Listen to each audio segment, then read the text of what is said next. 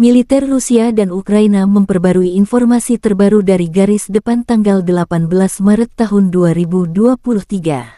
Juru bicara Kemenhan Rusia Letnan Jenderal Igor Konashenkov melansir terjadi kontak senjata di sejumlah wilayah. Di arah Kherson, lebih dari 25 prajurit Ukraina, 4 kendaraan bermotor, dan 2 howitzer D-30 dinetralkan.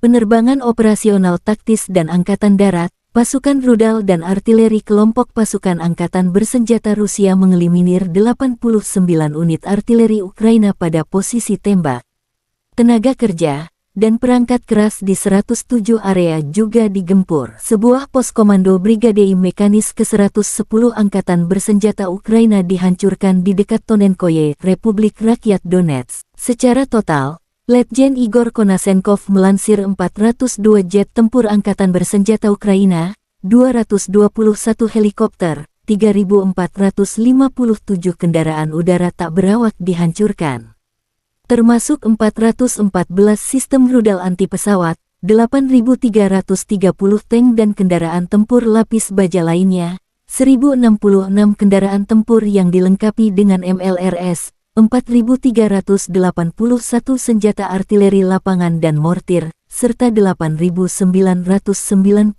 unit peralatan militer khusus dihancurkan selama operasi militer khusus.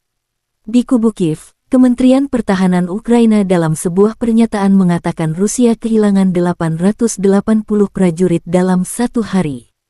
Secara total, Kremlin kehilangan 164.200 prajurit selama konflik, termasuk 3.511 tank, 6.830 kendaraan tempur lapis baja serta 305 jet tempur dan 290 helikopter.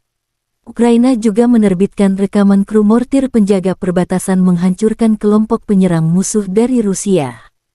Angkatan Bersenjata Ukraina juga mendemilitarisasi detasemen lanjutan dari unit tempur infanteri, Wagner, dengan tembakan tepat sasaran ke gudang amunisi.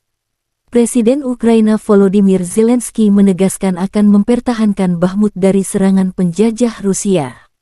Konflik Rusia dan Ukraina memasuki hari 388, belum ada tanda-tanda perdamaian. Terima kasih sudah nonton. Jangan lupa like, subscribe, dan share ya.